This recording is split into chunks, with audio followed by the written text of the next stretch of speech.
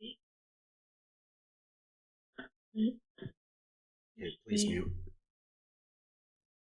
Discuss.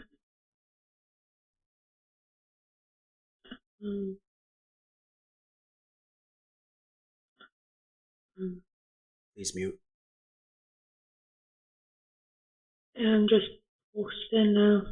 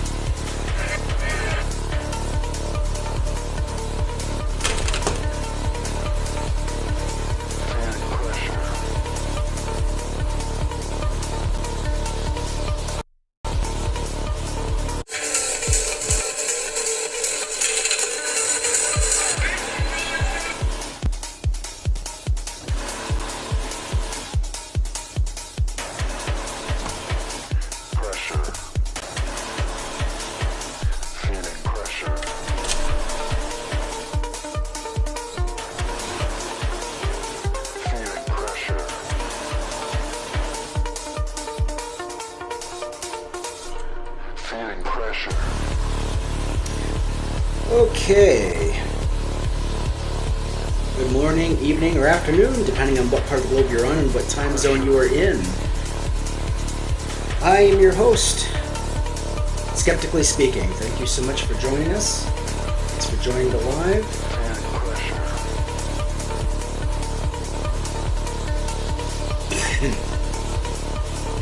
I'm going to do my best. I'm operating with a cold.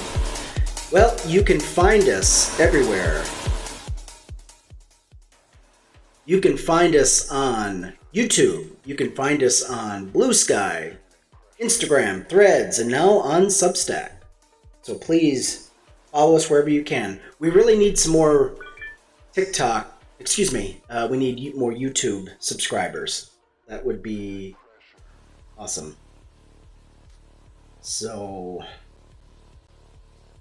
good to see everybody here. I really can't tell who is on the... I can't tell who's watching on the TikTok. For whatever reason, it's not allowing my earbuds to connect to my tablet. And so every time I connect... I can't tell who's watching on the TikTok. For whatever reason, it's not allowing my earbuds to connect to my tablet. And so every time I connect...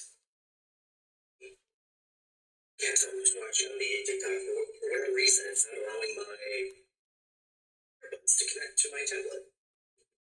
So every time I connect, I can't tell who's watching on the TikTok. For whatever reason, it's not allowing my earbuds to connect to my tablet. So every time I connect, I can't tell who's watching on the TikTok. For whatever reason, it's not allowing my earbuds to connect to my tablet.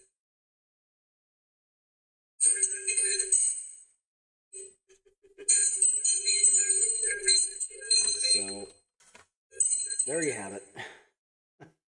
So I'm not sure what the whole point of that. Okay, it's just going to squeal at us now, isn't it? So I'm not sure what the whole point of that. Okay, just gonna...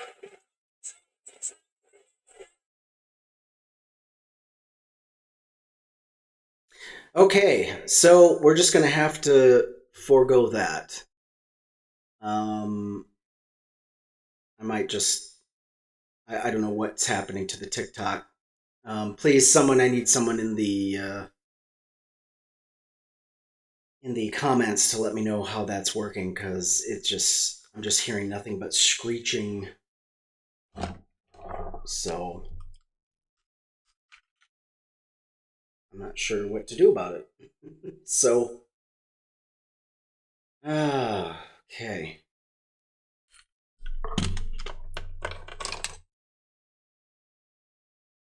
So only one other thing I can do.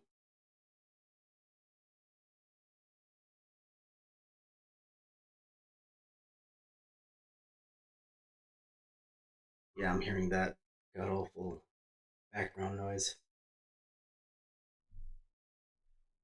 All right.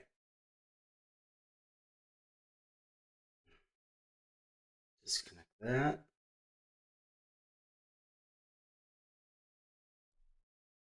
Connect this. Let's see how that works. All right. Well, we are everywhere today, aren't we? Just, you're there everywhere. Yeah, it's still not connecting. I honestly don't know what to do. Couldn't connect paired device. Make sure it's powered on. Yes, it is.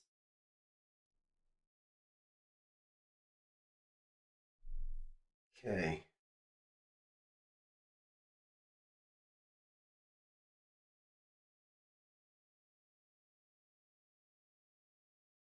All right, we're going to keep on trying, folks.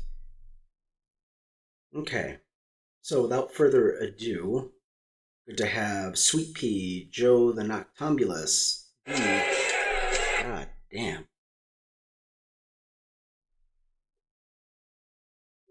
So to have Sweet Pea, Joe the Noctambulous, God damn.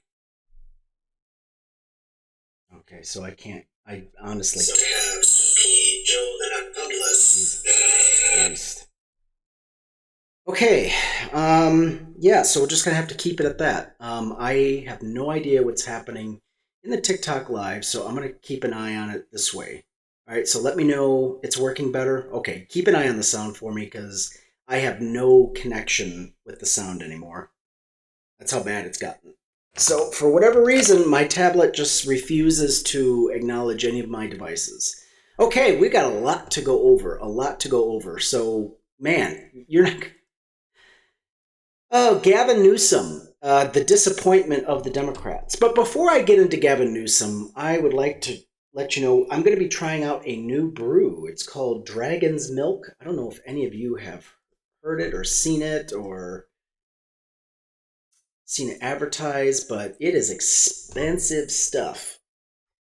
The selling point is bourbon barrel aged, and it's a stout. So we're going to try this for the very first time.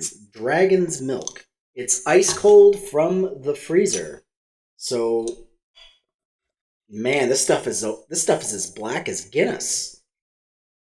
Woo.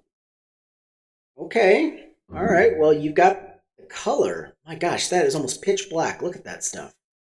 And this is 11% APV. So it's going to be pretty strong.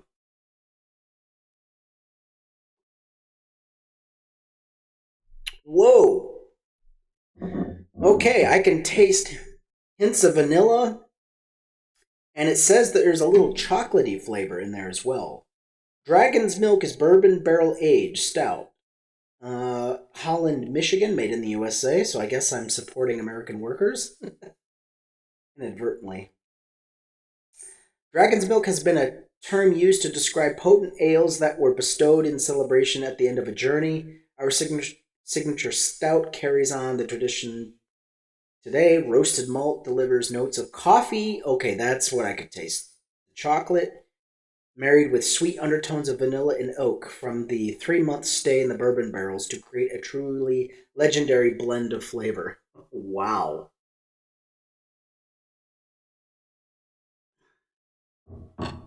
Goodness me. Wow, that's pretty strong. I'm not gonna lie. Woo! That is some strong stuff. Dragon's Milk. So if you ever want some really strong tasting ale, I can recommend Dragon's Milk. So yeah, please. It was $15 for 4 bottles.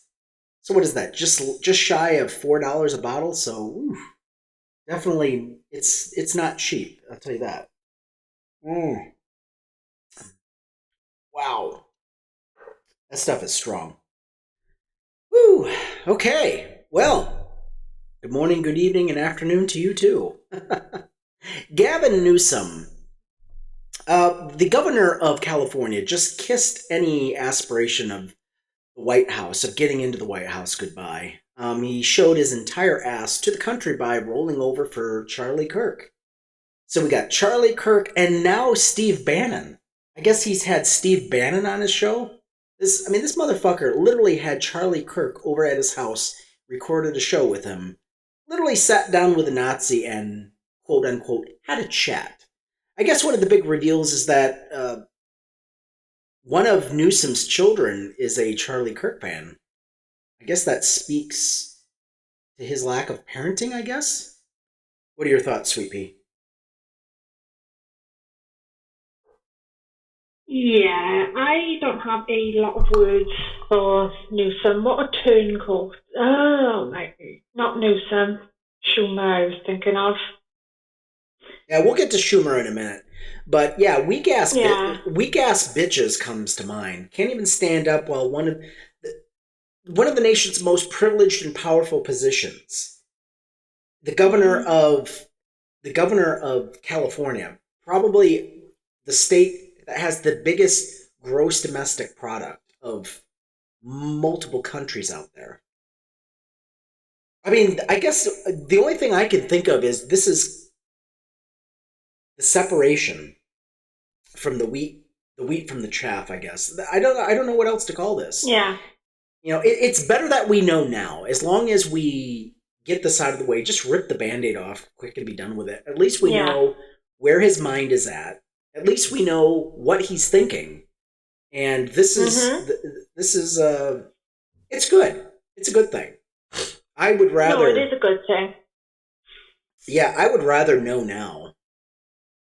Mm-hmm. Yeah, Me instead of getting disappointed, support him. It's like a John Fetterman. It's like, yes, the alternative would have been worse. I mean, once John Fetterman pulled ahead, it was important that John Fetterman get elected, but this guy's gone MAGA light, and when he's asked, well, shouldn't you be fighting to hold back the Republican nonsense and the hordes?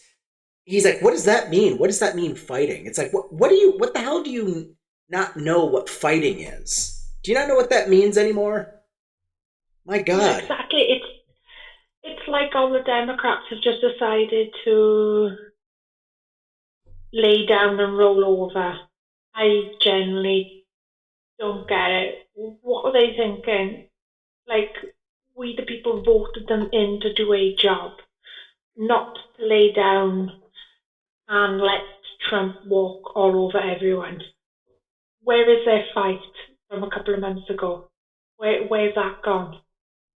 Yeah, there's no such thing as fight anymore now.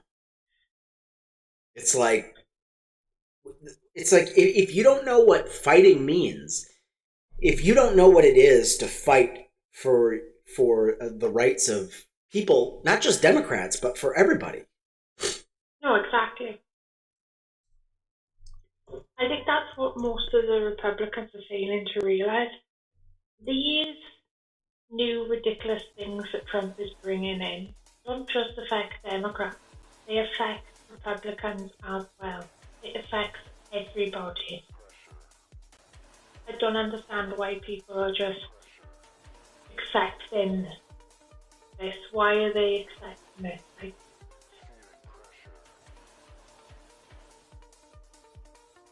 They need to do more. Yeah, so Sorry. No, go ahead. It's fine. It's I'm just gonna add. Go on. I was just gonna add. This is why voting is important, and we've got these votes that are coming up now that are going to be so seriously important that we try and get the House and Senate back. Yeah. I mean, I'll tell you this though. We really need to. I would like to see Schumer primaried, just for being the weak ass bitch that he is. I mean, there's no excuse for it. What is the excuse? I have no excuse. There is no excuse. I mean, it's like the Republicans are not going to apologize for being who they are and being the worst of themselves. Why are we? Nope. What are we apologizing for? We need to take the gloves off, take the fight to them, and start quit pulling punches. Yeah. Time to fight fire with fire, I think. Not saying that we have to drop right down to their level, but it is time that we started fighting back.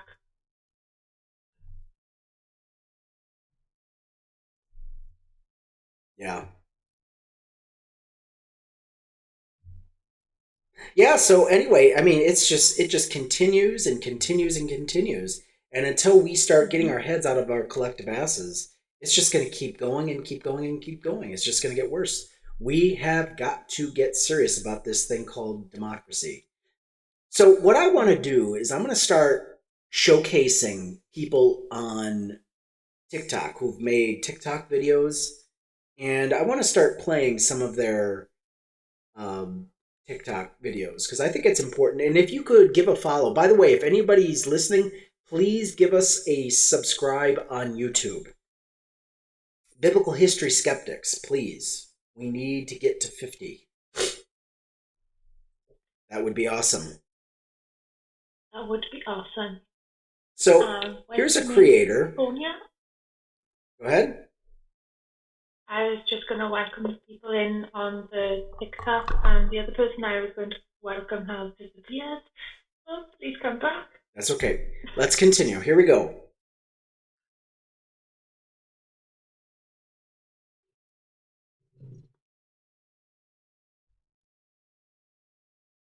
I didn't quite get her name. I'm going to go ahead and play that again. I can't read it.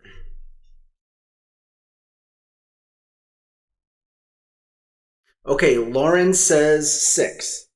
That's on TikTok, on Lauren Says 6. So please give her a follow on TikTok, if you could, please. That was a good one. Yeah, men, if you don't think that paying child support is constitutional, well, keep your legs closed. Isn't that what you say to women who get pregnant against their will? Now, here's another one. You know what? I think if you don't want to get women pregnant, maybe you should get a vasectomy. It's a lot cheaper than child support, I'll tell you that. Okay, here we go. Okay, so here's a moron. I think you're forgetting that the Constitution doesn't just apply to citizens. Okay, so just to give you kind of how this is... this lawyer got a comment saying, if you're going to stand up, if you're going to represent illegal immigrants or undocumented, then you need to be deported. You need to be deported. And what this chode fails to realize is that they have, even the undocumented, have a legal right to representation, and they still don't get it. Let's play it again. If you, as a public defender, defend anyone here illegally, you should have your license revoked. Doesn't just apply to citizens. Yeah. And public defenders exist because of the constitutional right to an attorney if you're accused of a crime. Yeah, that right exists regardless of your status in the country. So actually, I would lose my license if I didn't defend clients who are undocumented. Yep. It actually goes a step further than that. Not only do I have to represent them, I also have to provide them an advisory on how their criminal case may affect immigration. And if I don't do that, I lose my license, which I agree with, because my job is to protect constitutional rights of those accused of crimes. And I zealously do so every single day in court, regardless of my client's immigration status. And that is Victoria Gilliam. So she is a lawyer that specializes in people who are undocumented. We need to stop calling them undocumented, because the moment they apply for asylum, they're being documented. There's got to be another name. There's got to be another name we can give them instead of this undocumented, because it sounds like they're here illegally, and that's not the case. Asylum seekers are legal. You know, we should stop calling them undocumented. What are your thoughts? We could call them migrants. Does that sound any better? People with future interest in staying in the country. They migrated there, so yeah, migrants fit. I think. But they're definitely not undocumented. They're definitely not there illegally if they are seeking asylum or wish to stay in the country through legal process. They are no longer, like I said, undocumented. So there has to be, like I said, a better word to be calling them.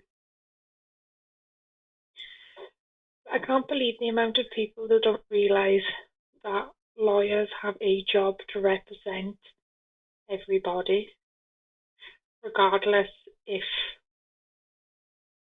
they have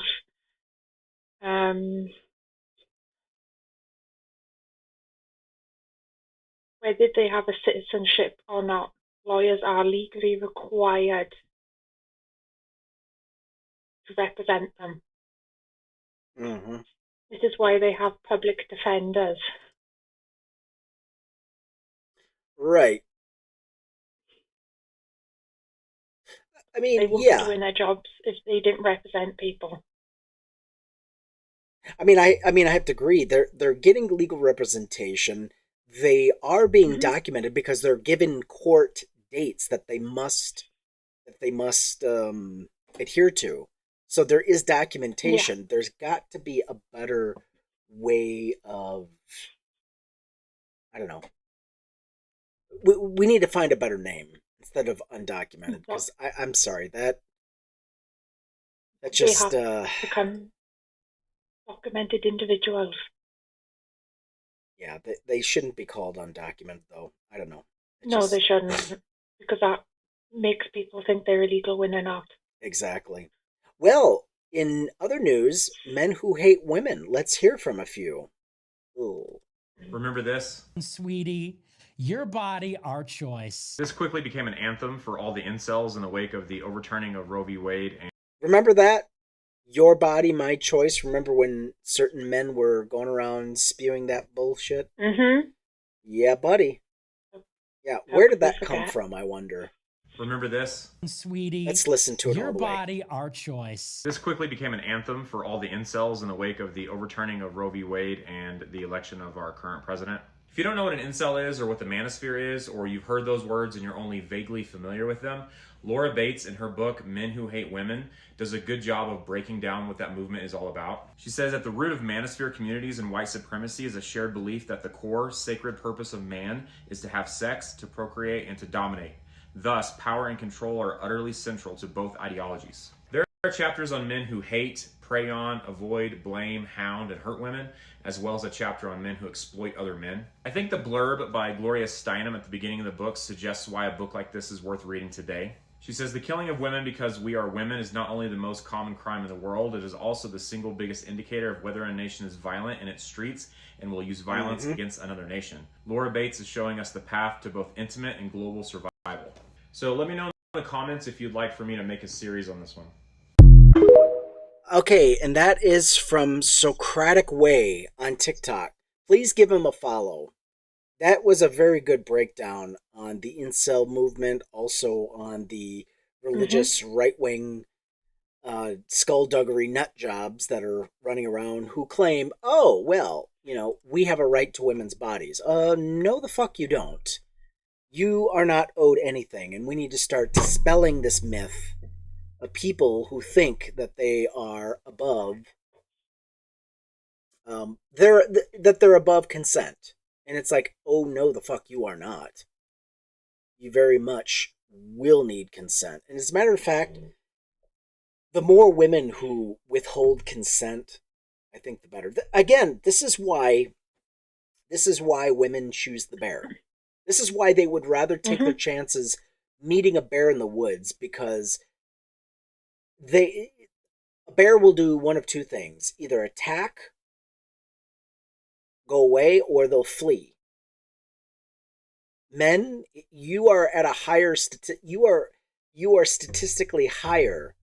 Men, especially white men, are statistically higher on the chain of attacking women.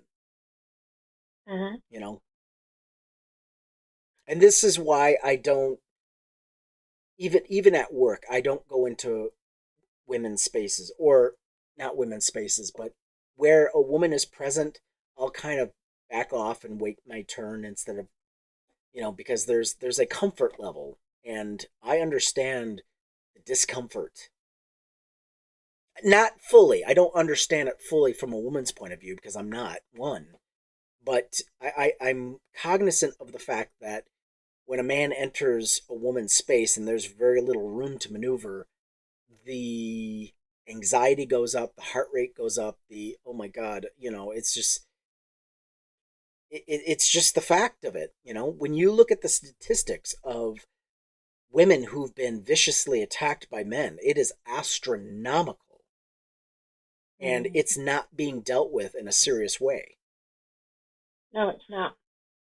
We are made to feel like we're the ones that done something wrong. Well, what did he say? Oh, yeah. What was he wearing? All that kind of bullshit we have to put up with.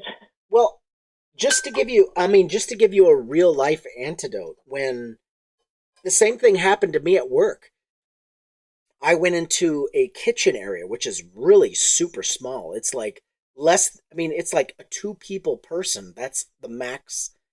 I walked in and there was a woman there, getting her stuff. And the first thing she said to me, "Oh, sorry."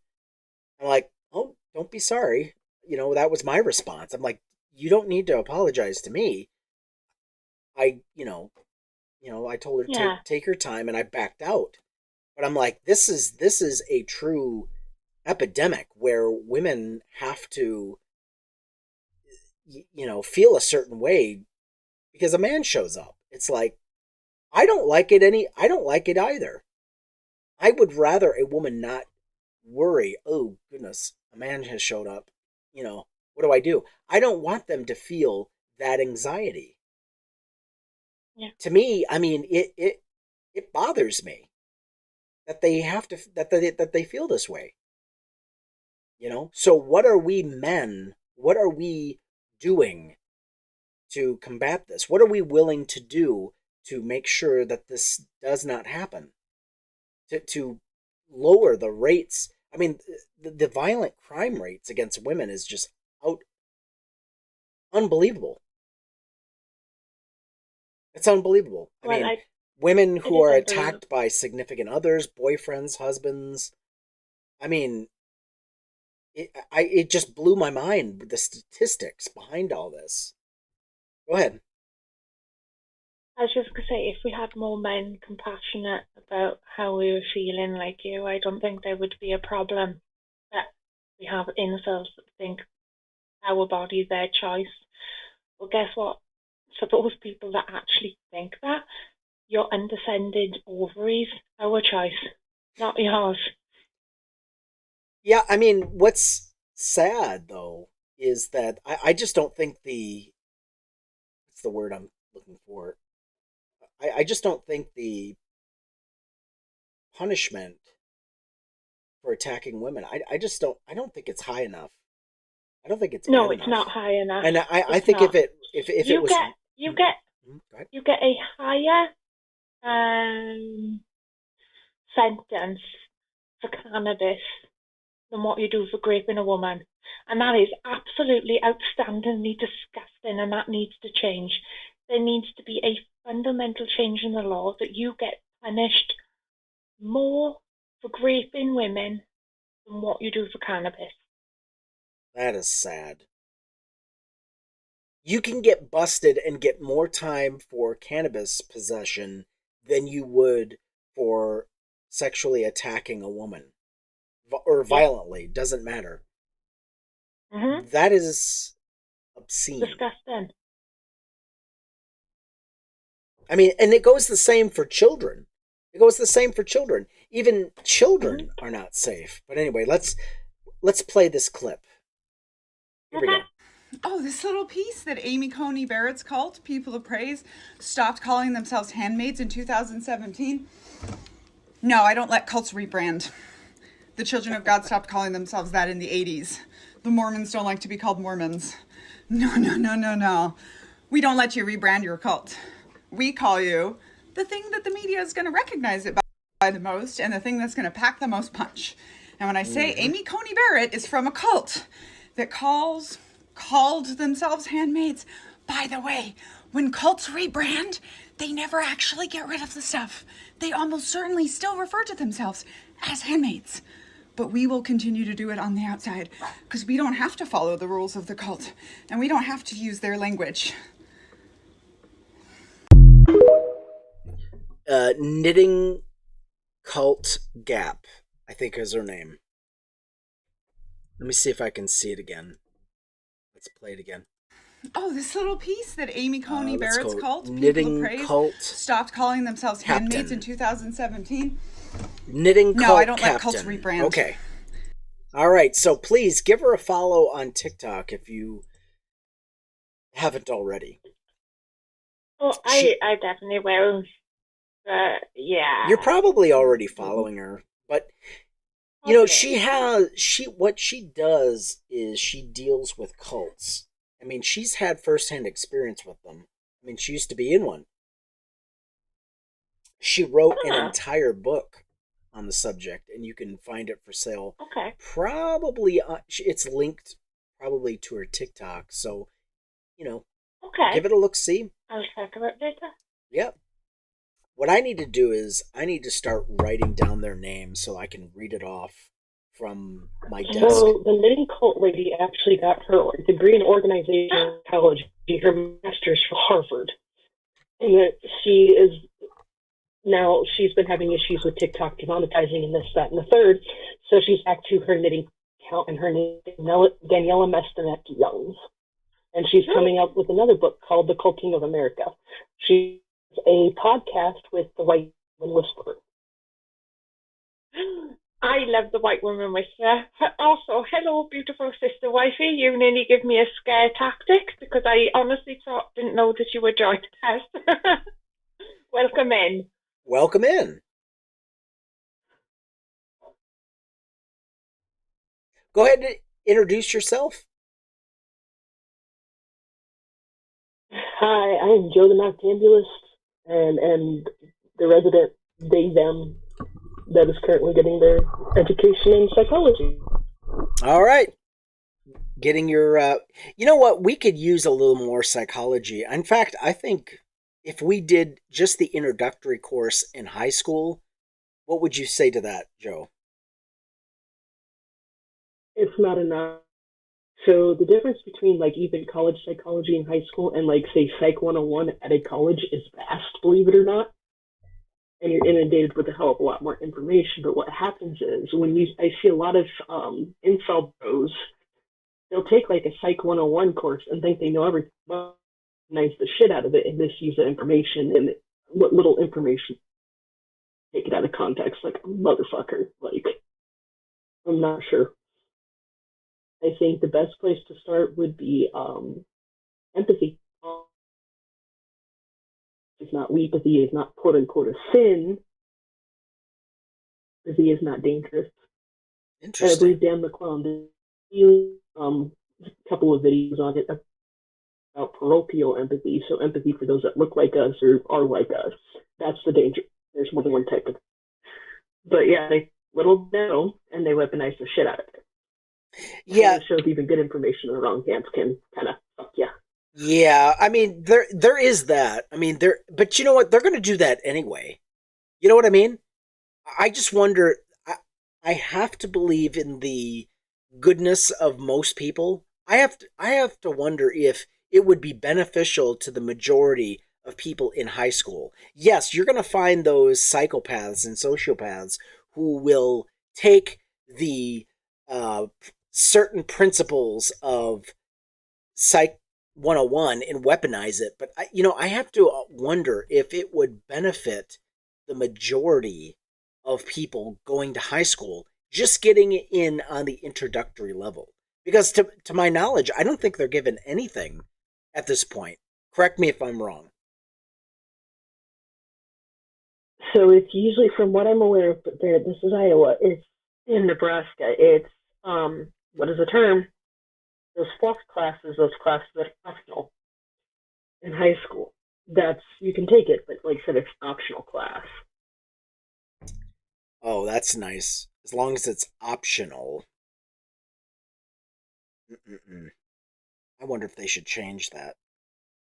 Well, we're getting closer and closer to the gay Republicans. I've got one more video before we do that one. This is from the TikToker, It's Luke. I got his name. All right. Here we go. Let's play this. We can't have a woman president. They're too emotional. Listen here, you human embodiment of a skid mark. I don't ever want to hear another fucking word from you. Have you seen what your boy Diaper Donnie's been up to? Let's see here. We're currently embroiled in a dick measuring contest that's masquerading as the world's dumbest and most pointless trade war in history with two of our biggest trading partners, and we're losing. Negotiations between us and an allied nation devolved into a toddler throwing a fucking tantrum because our president couldn't handle the fact that the leader of a sovereign nation didn't want to bend over and kiss the fucking ring. Oh yeah, and that same president spends approximately 50% of his day whining about the fact that there are members of the press who criticize him openly and demanding that they be silenced. But women are too emotional. So from the bottom of my heart, thank you to each and every one of you rat fucks who are softer than baby shit, who preached this shit before the election. Because all you did was let people like me know exactly what you fucking are. A bunch of cowardly goddamn bigots. And I'm never going to forget it. It's Luke 2.0. Any comments on that last video that I just played? Yeah, I absolutely adore him. I don't know why he deleted his video, but... Oh, did he delete his video? Awesome. He did delete the video. Why? I don't know, but it popped up on my For You page, so I was naughty and saved it because he deleted it. Hold on. Okay, are we maybe he didn't delete it, it was deleted for him. And he... Maybe TikTok didn't like him speaking against the orange Cheeto. Well... We do love TikTok shops. We love the TikTok shop. I feel like a fan of saying that every time.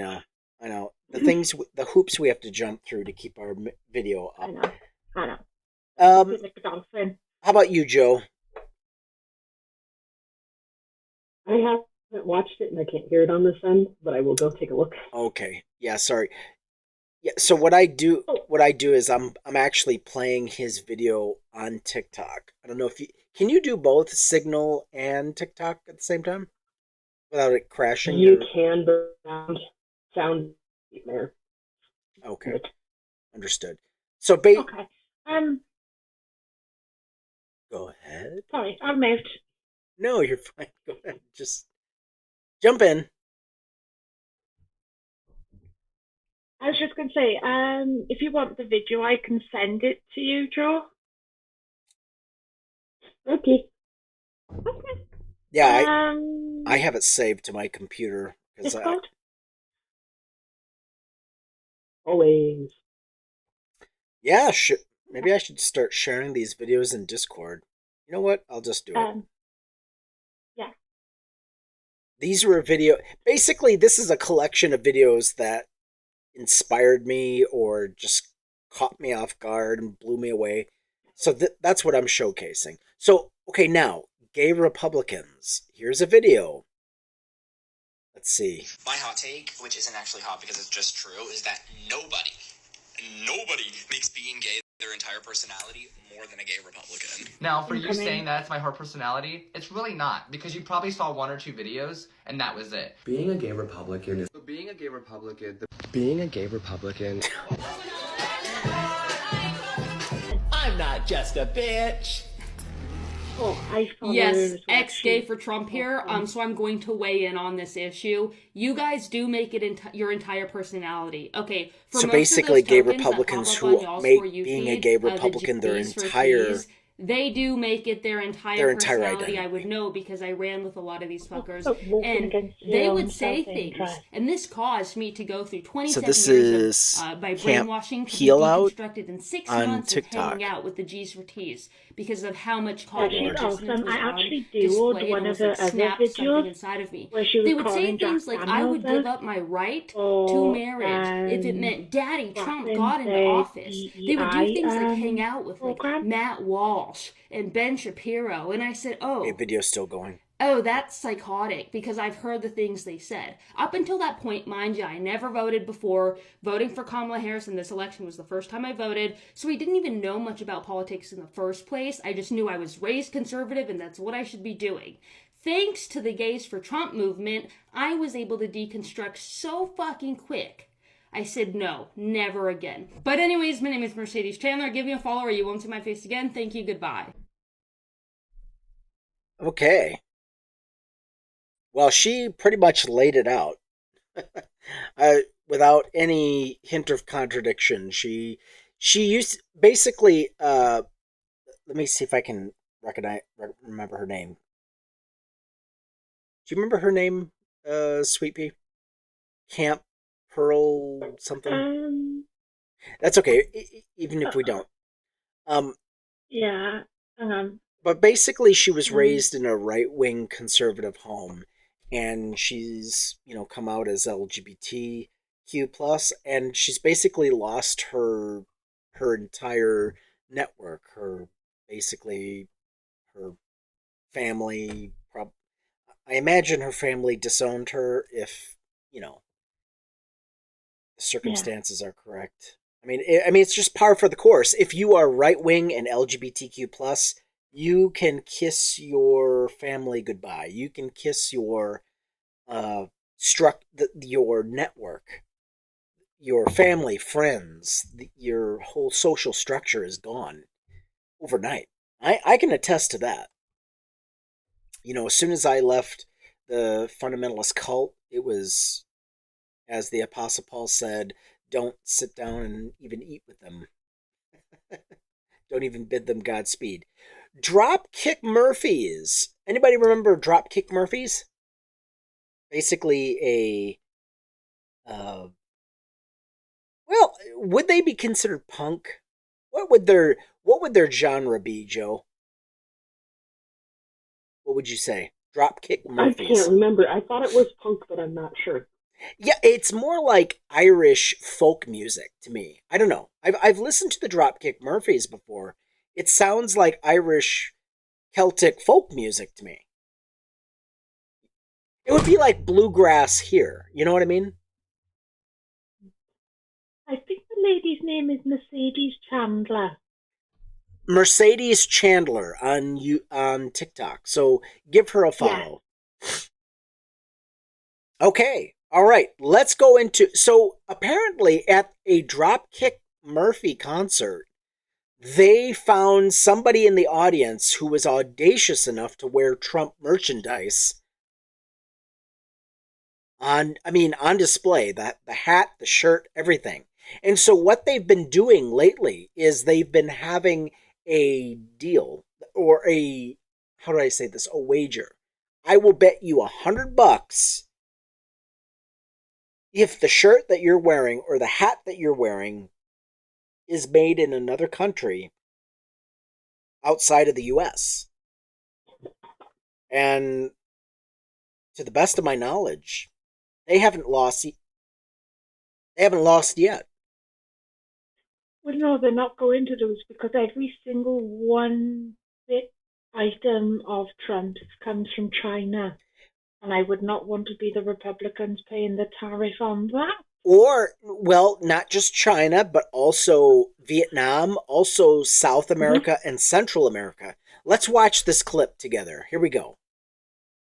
Where the fuck are all the other punk bands? The reason we speak out, we don't care if we lose fans, because when history's said and done, we want it known that Dropkick Murphy stood with the people, we stood with the workers. Okay? Bro, look at that crowd. And it's all a fucking scam, guys, okay? I want to propose, in the name of decency and fairness, sir, I'd like to propose a friendly wager. You can't lose this wager. Would you, in the name of dialogue and discourse, and I appreciate you being here, would you agree to a friendly wager? He says sure. That's a good sport. Well, first of all, so the guy has agreed do you support American workers? So he's asking, do you support American workers? Do you support? So, and do you support American businesses, obviously? Okay. So, I don't know if you guys are aware, because we don't go around fucking bragging about it, but Dropkick Murphys always sells proudly made in America merchandise only. So all Dropkick Murphys gear is made in America. If you lose the bet, we switch shirts. shirts. If you win, the bet, I give you $100. I'll give you $100 and the That's why I T-shirt. said you can't So lose, right? It's basically a All right. win-win. Matt, can we get a little drum roll, please? This is fucking high drama here. American made, sir, could you both turn backwards? Don't worry, no one's gonna. He just needs to So check your basically, tags. look at your And tag. your shirt and your hat. Check the tag You just of need to see the where they're hat made. and the shirt. See where it's made. No, the MAGA shirt, Let's see where that's MAGA made. shirt. Yep. And where's it made? Nicaragua. How many American workers are working in Nicaragua? Oh, 0. That's right. So, no, he is a good sport. He's taking the shirt off. Take the shirt off in exchange for a Dropkick Murphys concert shirt. God bless your Beautiful. fucking heart. You know That's what? a good sport. You What? get one That is proudly amazing. made in America Dropkick Murphy shirt. So this was by the Midas Touch. Yeah, made in China. Midas Touch. Yeah, so either it's made in China, South America, or Central America. Maybe Vietnam and Hong Kong, I think. I'm not entirely sure. So what do you think about that, Joe or Sweet Pea? I think it's hysterical. But these are the same people that they, in terms of Republicans, say they support American workers, but they're unaliving our unions, right? Right. And then they buy foreign T-shirts. Their flags are made in foreign countries because it's cheaper. They don't want to pay the price. The irony. I know. it is hysterical. Yeah, it is the sort of gates of irony. Yeah. Basically, it's at Baldur's Gate by this time. I mean, it's like unbelievable. It's like, do you guys not even check the tag of your merchandise? Please. Hello? Check. Just look at the tag. Unbelievable. They claim to support American workers, yet their own merchandise is made from just above slave labor. Unbelievable. Oh, hey, remember Elon Musk? Remember the Cybertruck? Looks like they're in the news again.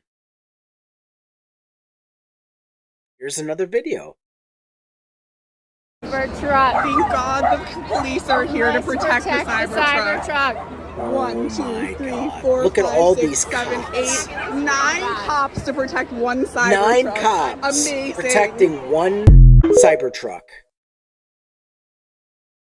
9 police officers surrounding a Cybertruck just to protect it. Okay. That is a waste of taxpayers' money. Correct. I mean, imagine. Can you imagine a public school getting this amount of protection? Oh, that would be awesome. They'd rather see children unalive than a hungry junk like a Cybertruck. A Cybertruck. A rolling restaurant. Right. A Cybertruck is more protected than children who go to school every day. Think about that. Disgusting. Doesn't make sense. What world do we live in? Yeah, no kidding. No fucking kidding. What about I'd rather protect a rolling rust bucket than children that are actually living and breathing. I have no words for how deplorably backwards that is. Let's watch this video again. Police are here to protect the Cybertruck. 1, 2, 3, 4, 5, 6, 7, 8, 9 cops Actually, to it's protect more one than Cybertruck. 9. Amazing. It's just 9 officers around the truck itself, and then there's other officers standing around. Unbelievable, people. Unbelievable. In this country, a Cybertruck is literally being more protected than a kid going to public school. Disgusting. Explain that. What are your thoughts?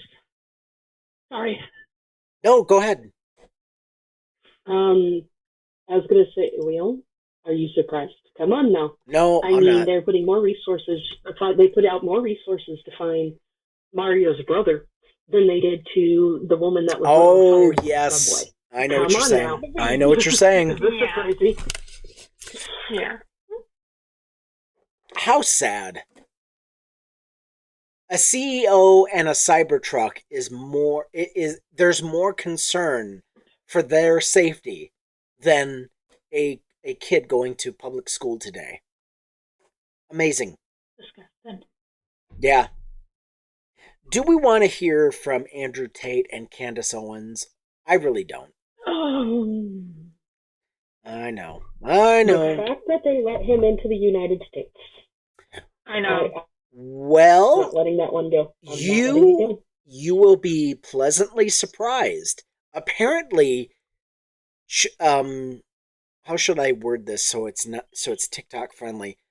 Attacking children. It seems that there is a line even the Republicans in Florida will not cross. I know it's hard to believe, but that's really hard to believe.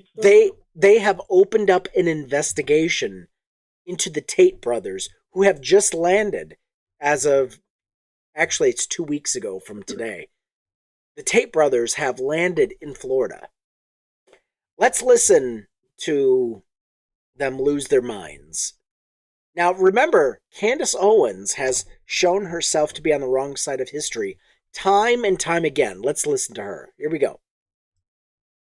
Because you don't like their ideas or you want something for them, we have to make sure we protect our judicial system. And so when I hear this, they took your technology as soon as you landed. What should be happening right now is left and right pressure should be put on Ron DeSantis and this Attorney General to make a statement as to why that was done, under what grounds a preliminary investigation is done. I want to know, what is the legal route to getting Ron DeSantis' text messages that day? I want to know who was texting Ron DeSantis. Is it a FOIA request? Who was emailing Ron DeSantis and texting him? I don't want your phone. I want his. Wow. Candace Owens is more upset. Think about this. Candace Owens is more upset about the Tate brothers being investigated than she is about the braggadocious claims of the Tate brothers. Remember, the Tate brothers advertised. On camera. This is how stupid they were. They advertised on camera their reason why they moved from the U.S. to Romania. It's because the laws are a little bit more lax as far as children are concerned. Come to find out, it was all in their heads. The laws have been updated since, I don't know what information the Tate brothers were getting their information on, but it seems that a lot has happened since then. Okay, so laws have been updated and children are a lot more protected. So when children were being, sexually attacked by the Tate brothers, the authorities were the ones who moved in. The Romanian authorities zeroed in on their little compound and arrested them and freed the hostages. They had children plus adults. And I'm going to need one or both to weigh in. You go ahead. Yeah, I think she's a walking contradiction, to be honest. Like, she has a problem with Tate brothers, but she doesn't have a problem with a rapist for president. Yeah, and she's also made claims on her show about how Hitler was misunderstood, how he didn't do what they said that he did. This is on her show. This is how far whacked Candace Owens has gotten. Pretty sad, wouldn't you say? Yeah, that is really sad. I don't know how anyone can defend Mustache Man. He was a straight up genocidal maniac. Yeah. Pretty sad. Yeah, I mean, I have another clip, but I'm not going to play it. It's about Andrew Tate literally losing his mind about being investigated by basically lawmakers in Florida. Basically, they opened up an investigation. That is how bad him and his brother are. That is how many laws that have been broken. They're like, we really need to look into this and investigate and find out what the hell these two were up to. And just because you committed them on foreign soil doesn't mean that you are free from, repercussions once you come back to America. They only got off on the technicality, which is absolutely deplorable. Him and his brother should be locked in prison right now. They shouldn't be free. Well, see, that's the thing. They didn't get off. They weren't let off. They were pressured by the Trump administration. Yeah, they shouldn't have let the Trump administration pressure them like that. They should have locked them up for life. Hey guys, They're a danger to the public. They're a danger to women and children. They should be behind bars. Yeah, without exception, we need to start boycotting fascists and extremists. Mm-hmm. Here's the latest meme. Definitely. I like that. I'm going to kidnap that off you. That's okay, take it. Some of you may die. It may die, but it is a sacrifice I am willing to make. This is basically this is the Elon Musk philosophy. He's willing to sacrifice his own customer base. Mm-hmm. It's Madam Shadow President.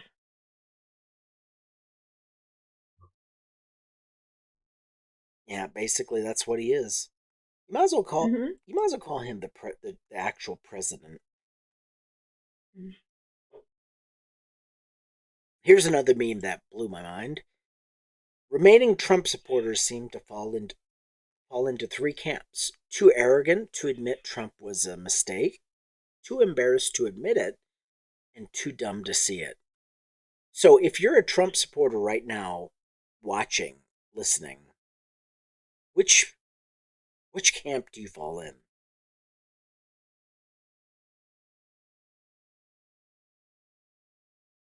Are you too arrogant, too embarrassed, or too dumb? Which is it? I love the bit down the bottom, the disclaimer down the bottom, it's too dumb to see it. If you don't think any of these apply to you, you're over here. Correct. I love that. If we give billionaires even more power, capitalism would work. It'll work, I tell ya.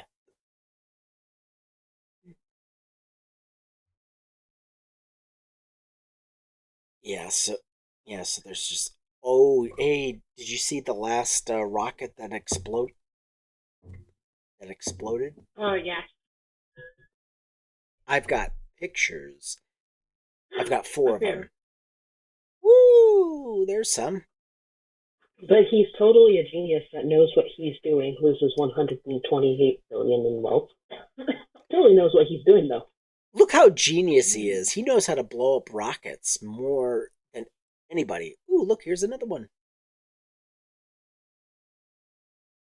I feel like that we're in a bad film, like a bad version of When Harry Met Sally, except it's called When Adderall Met Ketamine. SpaceX rocket explodes for second time in a row. Wow.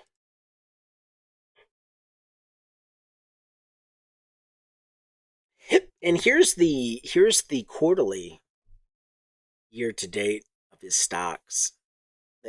They've gone down quite a bit, wouldn't you say? Mm-hmm. Now, it reached a height back in January, February, but they've since dropped down. Oh, here's a quote from Donald J. Trump.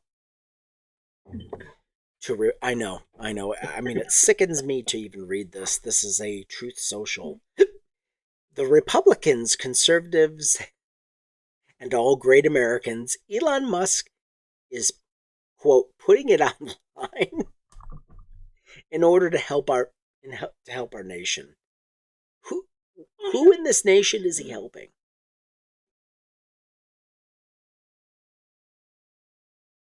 And he's doing a fantastic job. But the radical left lunatics, as they often do, are trying to illegally and collusively boycott Tesla. Wait, hold on a minute. Isn't boycotting Tesla a good thing? Right, yeah, and also boycotting certain companies or products is not illegal. That is in your constitutional right of freedom to do that. If you choose to do it, it is not illegal to boycott something. But damn it, it needs to be against the law. Who's thinking of the billionaires? Come on. The world's great automakers and Elon's baby. In order to attack and do harm to Elon and everything he stands for. Wait a minute. I thought the right wing was against what Elon Musk stood for. Somebody explain this to me. Since when did Republicans view Elon Musk as the hero? Somebody. Well, I think it's got something a little to do with the money that Trump is getting out of Elon, so he's using him as a cash cow at the moment. But the minute that Elon ceases to be useful, Trump's just going to cast him aside like he's done with everyone else. No, come on. You're being too cynical. Is anyone hoping that it will happen faster? Yes. To me, it cannot happen fast enough. It really can't. See, the thing is, what people don't seem to realise is Elon, even though it says on paper he is like the richest man on the planet, he had to take out a loan and put in his shares from Tesla to actually buy Twitter. Now, if his shares in Twitter keep dropping and dropping and dropping, he's going to default on payments to the bank, and then that is going to repossess not only hopefully Twitter, but Tesla as well, hopefully. Fingers crossed. Hopefully he will lose both Tesla and Twitter. Here's the thing, though. The bank doesn't want Tesla or Twitter. They want the cash, and they're going to come down hard. Mm-hmm. So, what would be the alternative? What would be the alternative than coming after him?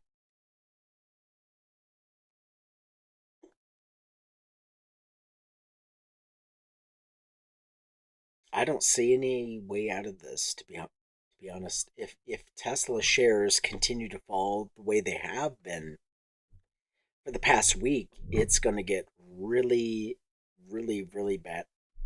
It's going to get really bad for Elon. Not going to lie.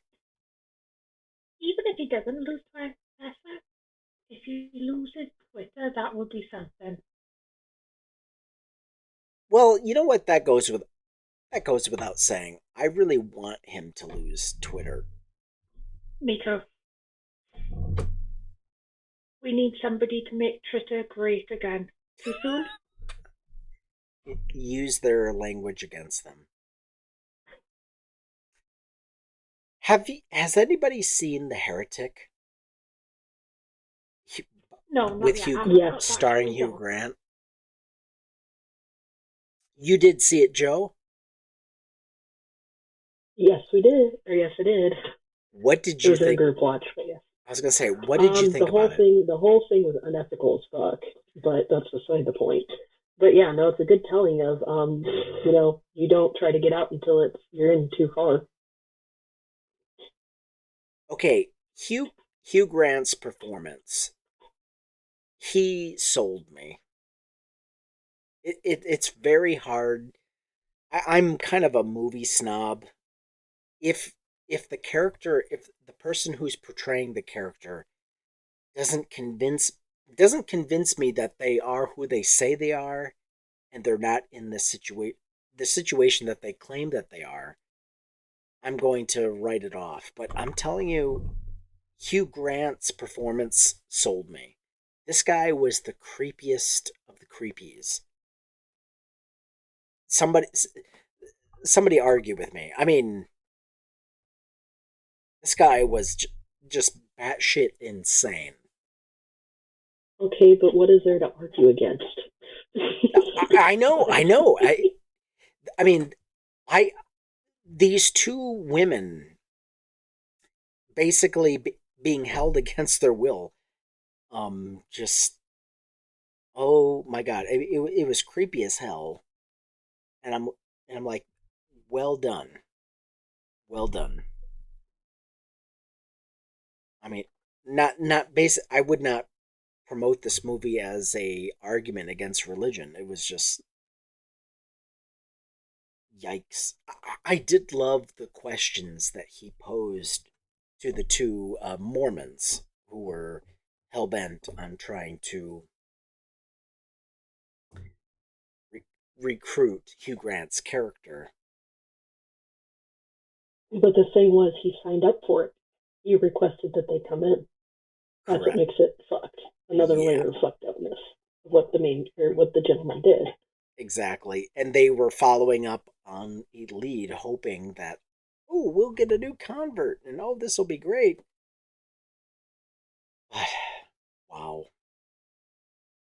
But what did you think of the film overall, as far as the story? Was it all a dream, or how much of it? And that's what the ending was about. It was interpreted either way, and it was left open to interpretation on purpose, whether it was a dream or it actually happened. That is wild. It was wild. I mean, my goodness. So, I don't know, is this a cautionary tale to the missionaries and soul winners? Another layer of it, it shows, it is actually, and it's known well within psychology, that is unethical as fuck to rip someone's religion away or to attempt to do so, because you could do some serious damage, right? And so that's why a harm reductionist approach should generally be taken. But when you bullshit like that, like I said, you can do permanent psychological damage that can be measured in the brain, or you can see the after effects such as addiction or even up to self-unalivement because of how bad it is. Like, it should, it was all bad, the whole thing. Yeah. But it was good, right? Oh, as a movie, it was very good. It was very creepy. It done very, very well. Now, if you had to compare it to the movie Conclave, have you seen the Conclave? That's on my list. Okay. Definitely watch that, because it basically deals with the selection of a new pope when a new pope dies, and how ambiguous the entire process is, and how little is left. I mean, the whole process, there was nothing supernatural at all. It's like, this is all man's doing.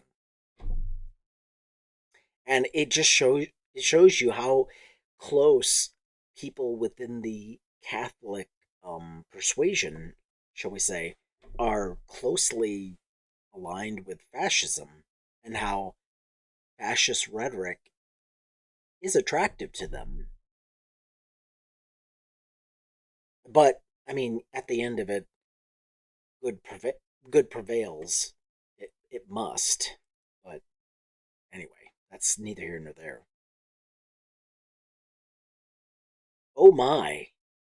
So, before we go into this next topic, we have to realize a few things. Mel Gibson. Anybody not know who Mel Gibson is? I think we're all familiar with Mel Gibson. Yes, I wish I didn't. I know.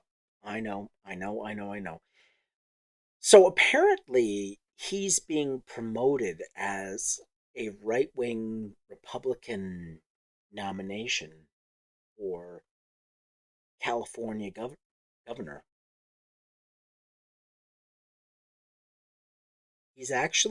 He might be considered a Republican contestant to the governor of California.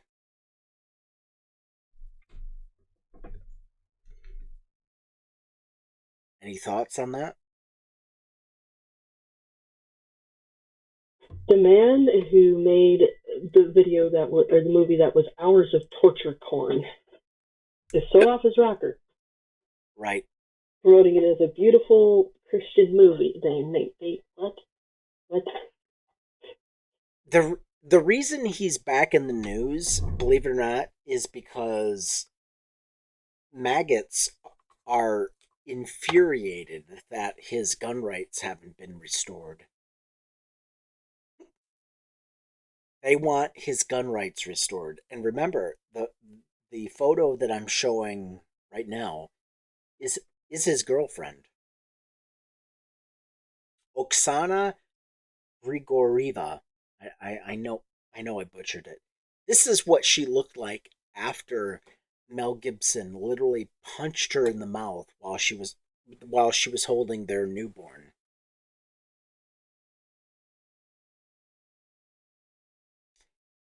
You can see parts of her teeth are broken. She's got swelling in the nose, swelling in the lips. She was battered. This was back in the early 2000s, I believe. But this is the person that they want to own a gun. They're calling for the firing of a I can't remember her position. But she basically said, "No, I do not want to give gun rights over to Mel Gibson. He should not own a gun."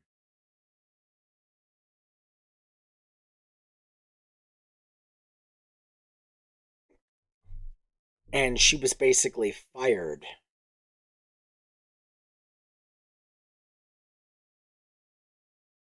because she would not relent.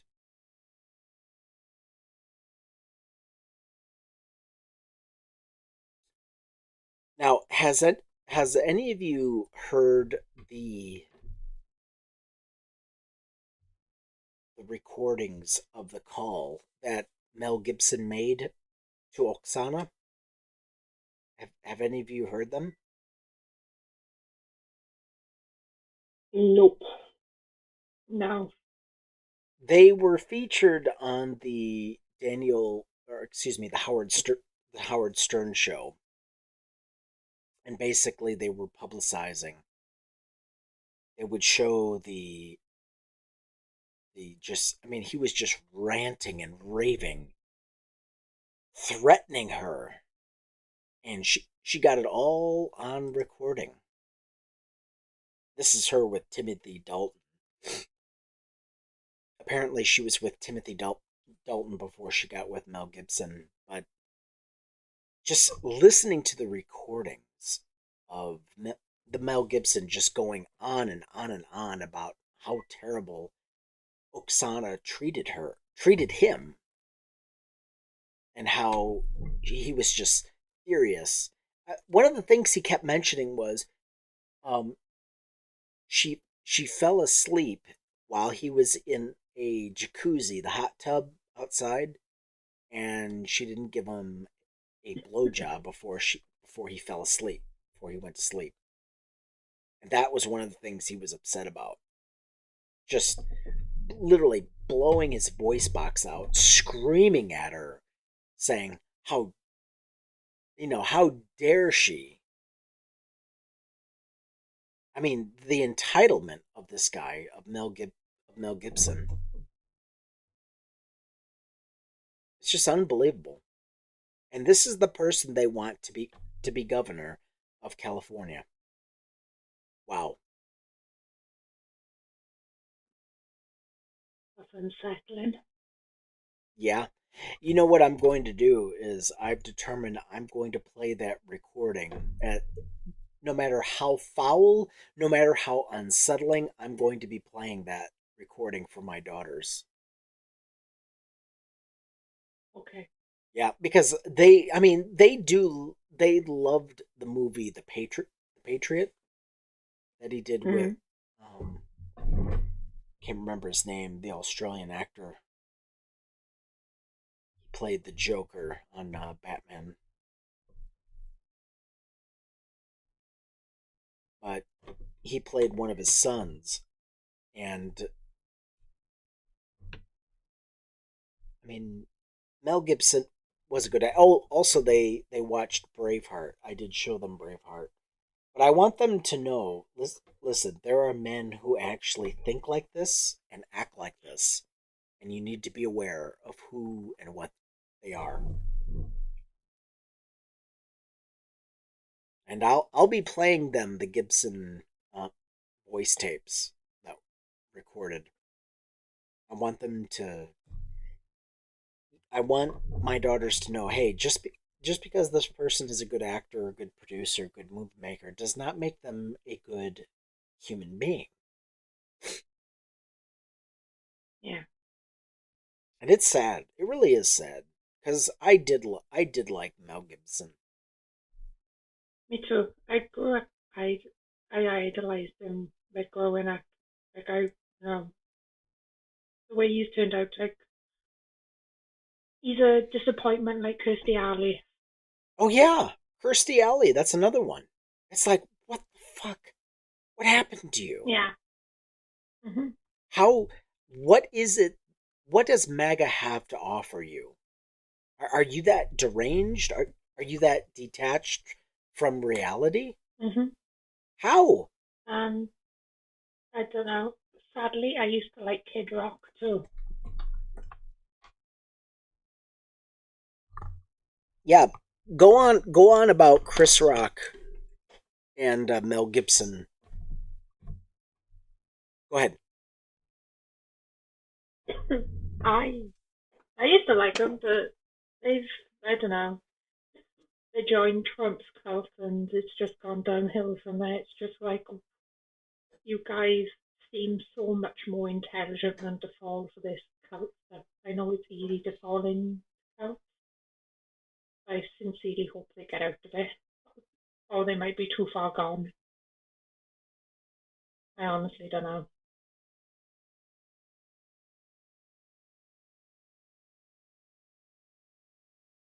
Do you think they'll ever get out of it, Joe?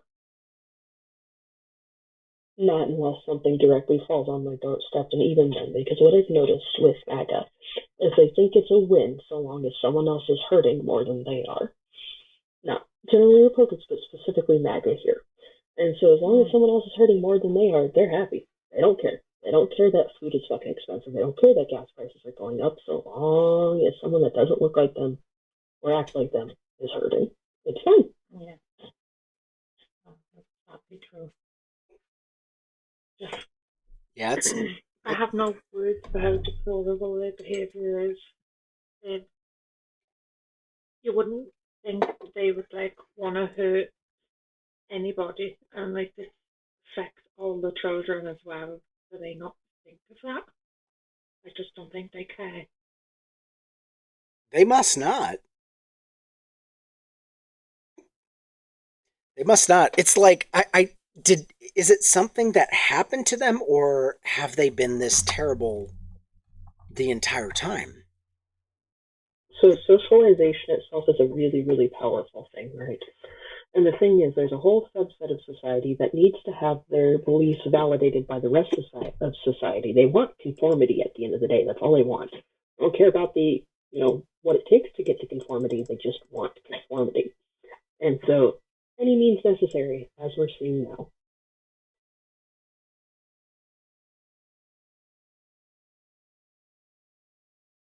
I have to agree. Yeah, me too. Yeah. I mean, we don't talk about this enough. We don't talk about this enough. We talk about how certain government agencies are obeying in advance to right-wing conformitism. And it's going to have a lifelong effect. It's going to affect us too. Now, I talk about how, the CDC removes websites relating to LGBTQ people to comply with Trump's edicts. And we think, oh, well, that doesn't affect me. I mean, that affects this person over there. But it's going to affect us as well. As a matter of fact, it is affecting us as well. I mean, look at us. I mean, not just us, but people that voted for Trump are being negatively affected. It's like, how did you not think that fascism was going to not blow back onto you and affect you and yours and people you care about? How did you think this was going to work exactly?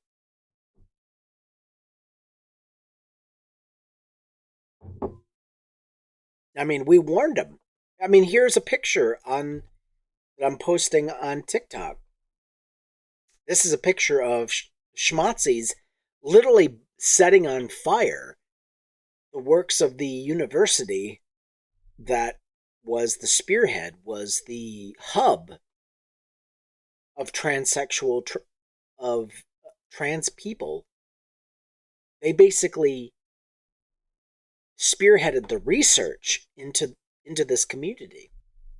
And look, and they're just burning it all up. Well, it's not my works, not my books. How could it affect me? Well, now we're seeing how it can affect you.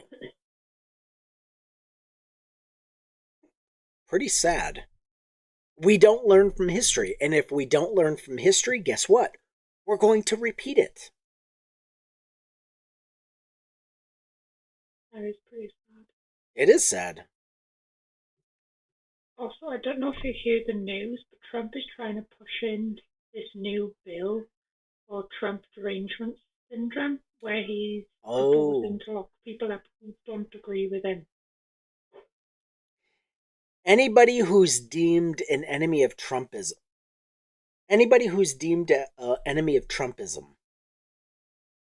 isn't that nice? Mm-hmm. You can be arrested against your will and be labeled anti-Trump, and that will have its own mental illness code. I mean, who could have seen this coming? Really?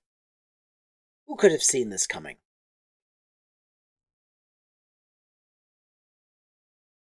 Wow. So this bill is, they're starting it in Minnesota. I sent you both the video on TikTok. Thank you. You're welcome.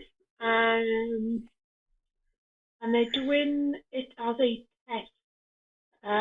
test in Minnesota to see if they can pass it to actually lock people up for Trump derangement syndrome, simply because we don't agree with Trump. I would say so much for freedom of speech. Right. I would say it should be considered total devotion syndrome. Anybody who is completely sold out and devoted to Trump, they should have their own mental illness category, but that's besides the point. Joe, do you have anything to add to that? Do you know anything? Yeah, the APA needs to get off their ass and make a move. Okay. That's what, like, the APA needs to get off their collective asses. I know they move at the speed of snow. I do. But when it comes to this, they need to do something.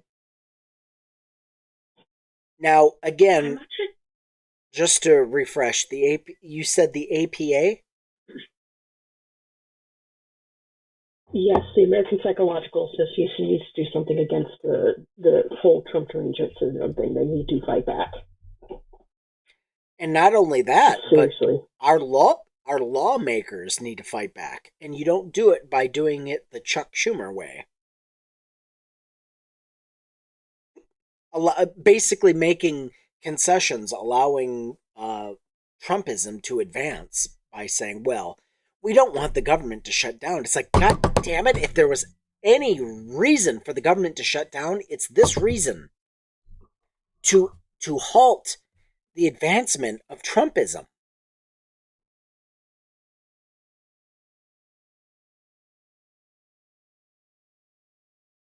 Oh, go ahead. I was just posting that video in the Discord so everyone can watch it. Yeah, so if you would like to be part of the discussion, if you want to be a part of the Discord, please message Sweet Pea on TikTok, and she will send you the link. So message Sweet Pea, and she will send you the link to the Discord chat. I definitely will. Yeah, so we've got our own Discord. We're also, again, we are on YouTube, TikTok, Blue Sky, Instagram, Threads, and now on Substack. So please give us a follow, depending on what what social media app you favor. But we do need more YouTube subscribers. Please give us more subscribers. So if you can, please run over to YouTube and give us a subscription. The sooner we get to 50, the better. Mm-hmm. Because with 50 subscribers, we'll be able to do much more with the channel. We'll have more options. Yeah. I'll be able to go live on just my cell phone. That would be great. And, we'll be able to offer you more content. More content coming up, so stay tuned. But now we're approaching the... How do I describe this? We're transitioning from the political part of the show to the... I guess you could call it the religious part of the show, where we've been going over this book, Christ Before Jesus. That is the name of the book here, and we've been in chapter 8 for the longest time. That's all because it's a very, very dense chapter, and we're going to go into it. Mm-hmm. And we've been. What are some of the topics we've been discussing, Sweet Pea? Oh, we discussed loads of topics. I think we basically touch on every topic that we're able to. We're open to suggestions from our friends and followers if they'd like us to talk about any particular topics. But please keep it within TOS. Absolutely. So we're going to be... So in chapter 8, we're discussing 2 Corinthians. Mm-hmm. My goodness. Well, that'd be fun. Oh, yeah. So we've been going on about a stylometric analysis and how certain epistles, certain books of the Bible, basically are not written by the people they're claimed to be written by. And it's been pretty eye-opening. I've been enjoying this book. So if you want to give Christ Before Jesus, who is also over here. So Christ Before Jesus has their own TikTok channel. So give them a follow. And today we're talking about 2 Corinthians. I'm going to read through this real quick. Forgive me, I am under the weather. I've been having a cold, so I'm going to sound pretty nasally. Forgive me as I butcher the text. 2 Corinthians, here we go. Now that we've addressed the Thessalonian letters, we should address the fact that the parts of 2 Corinthians show up in this section, as well as the section with Romans 1, 1 Corinthians, and Galatians. Mainstream scholars have suspected for quite some time that the 2 Corinthians is a composite letter of up to 5 smaller letters. We split the letters along with the lines of many scholars suspect as independent letters, and we found that it is not the work of a single author. Oh my goodness, color me shocked. But at least 2 authors. It would appear that parts of 2 Corinthians actually contains work from Thessalonians author as well as others. As we've also just dated the Thessalonian letters, this means we can also date the compilation of 2 Corinthians to about 130s to 140s as well. This leads us into the biggest and most important sections of Paul, Romans, 1 Corinthians, and Galatians. Here are the core letters. We've now addressed all but 3 letters attributed to Paul. If there is any hope left for an authentic Christian Paul who actually existed at any point in time, it would be here. We aren't the first to assert the entirety of Paul's existence depended on these texts. 19th century German scholar Ferdinand Christian Bauer considered only 4 letters attributed to Paul as authentic. Romans 1, Corinthians 2, 2 Corinthians, and Galatians. Other scholars following up from F.C. Bauer fell into 2 camps. Those who considered these 4 and usually 3 more, 1 Thessalonians, Philippians, and Philemon to be authentic, or those such as Allard Pearson, Bruno Bauer, Arthur Drewers, and others who considered all of Paul's to be forgeries, and Paul a fictional character used as a literary device and theological mouthpiece. Now that is interesting, to imagine that certain theologians would actually admit that Paul being an entirely fictional character. That is very interesting. Continuing, we know that even if parts of 2 Corinthians were written by the same author as Romans, 1 Corinthians, and Galatians, that not all of it was, meaning the letter as we have it today is not authentic. As we in our stylometric results, however, these 3 letters also do not have a single consistent author throughout. Let's talk about the divisions we used for our study before addressing the results directly. 1 Corinthians. While all Pauline letters have inserted words and lines from one degree or another, or otherwise show signs of multiple authors involving their writings, 1 Corinthians takes this to a whole new level. The authors can't agree on a number of things, including important Christian ethics. For example, 1 Corinthians 8:4-8 and 1 Corinthians 10:27 seem to say that eating food sacrificed to other gods is fine, but then 1 Corinthians chapter 10, verse 20-21, and 1 Corinthians 10:28 seem to say no, and then provide what seems to be a compromise, respectively, speaking in tongues. Well, speaking of in tongues, in 1 Corinthians 14:39 and verse 18 say it's good, but 1 Corinthians 14:8-9 seem to say it is pointless. There are other similar passages at odds within this one text itself. Furthermore, there seems to be a rather extensive evidence of some form of Gnosticism, both directly in the writings of Paul, but also being combated or argued against in the letters of 1 Corinthians included. If not Gnosticism, then certainly what became Marcionism, though we can arguably see both in the texts. The thing is, Gnosticism and Marcionism was widely considered to be 2nd century phenomena by mainstream scholars. These writings were significantly impacted by mainstream scholars. These writings were significantly impacted by Gnosticism and Marcionism, leading to an ongoing debate between the Christians as to who would go on to become the mainstream church and who would be branded a heretic.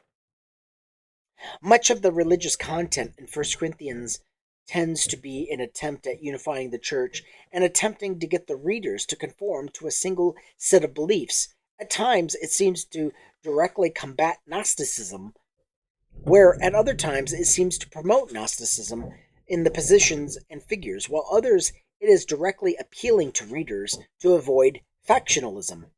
1 Corinthians 1, verses 11-12 is an interesting example, where Paul uses his authorship to tell readers not to follow factions based on the authority of the faction leaders, and includes himself as an example. The irony is staggering. I'm sorry, I have to input my thoughts on this. It's like Paul was a walking, talking contradiction when you read his letters. This self-defeating statement is likely a later addition by someone pretending to be Paul, using his voice to get the message across. Because if Paul had written it, he would realize the hypocrisy in the statement. Verses like this are prepped throughout the text, in which there are either can't say that word, anachronistic, contradictory, and otherwise out of place. Another good example is verse 7, verse 1, in which Paul brings up the issue of married couples abstaining from sex for religious reasons. It's unlikely this was written in the traditional era of Paul, unless Christians up through the 3rd century ignored the passage. We see that the subject is still being debated as late as John Chrysostom in his homilies on the Pauline epistles in the late 300s. It also seems that we have a major issue for Marcion churches that cause disagreement with the churches in Rome. Verse chapter 9, 20 through 22 capture an interesting development in Pauline mythology, in which he claims to be a Jew to Jews, a Greek to Greeks, and so on. According to church historian Epiphanius, sometime in the middle to late 2nd century CE, a Jewish Christian group known as the Ebionites said that Paul was a pagan who went to Jerusalem and wanted to marry a priest's daughter. That's pretty wild. He was circumcised and became a proselyte, but failed to win over the girl or her father, and then in his anger wrote against circumcision, the Sabbath, and the law. That's pretty weird. This passage, attempting to blend or explain the various interpretations of Paul, makes more sense when we understand Paul shows up for the first time in the 2nd century as opposed to a more traditional date for Paul. It's the same reason we get works like the Acts of Paul, Thecla, and other apocryphal works regarding Paul in the 2nd century and later as well. He was not a real person documented by his letters, oral tradition via Acts, or his deeds across the Roman Empire, but rather a late creation with a story in need of an elaboration.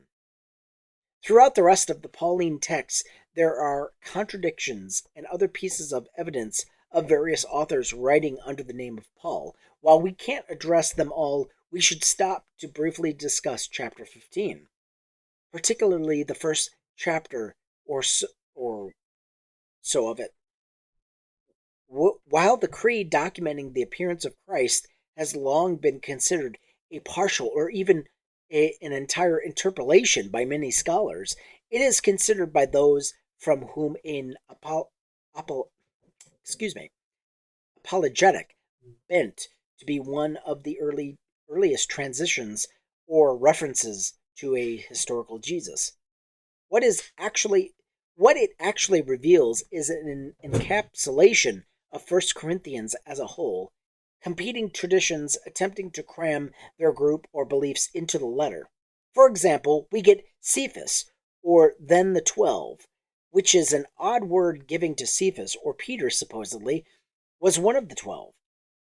Then we get the claim that 500 followers saw him, which the later text, Acts of Pilate, explains 500 guards assigned by Pilate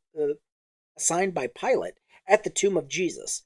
Then we get James, and then all of the apostles, again, as if James were somewhat separate from the apostles, and the apostles were somewhat separate from the 12.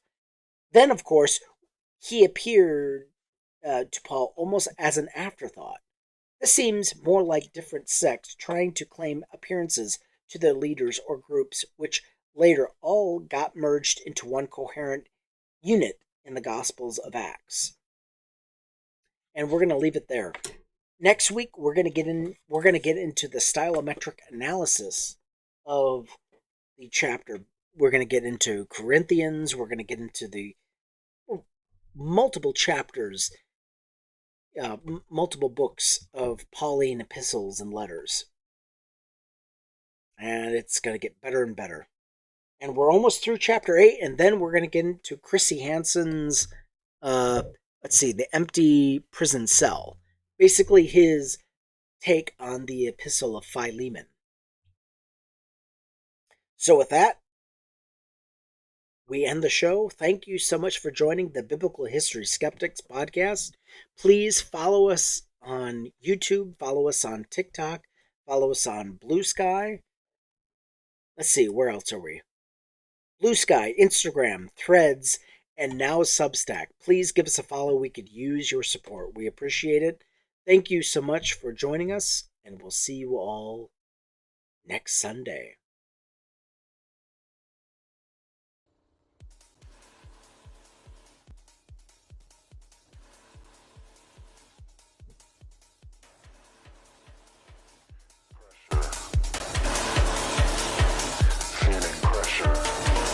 Thank you so much, Joe. Thank you, Sweet Pete, for joining us, and thank you for your input. Always wanted, always valuable.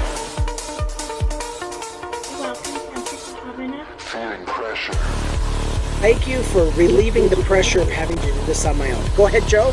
Sorry. No. Always a pleasure. Thank you so much. And with that, I disappear like a poof of smoke.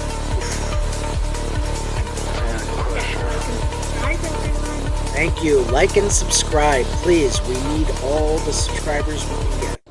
If you want to see more content like this, please join us on the Biblical History Skeptics podcast on YouTube. Don't forget. If you're on Blue Sky, give us a follow. If you're on Instagram, give us a follow. If you're on Threads, please follow us. Don't forget Substack. We're there.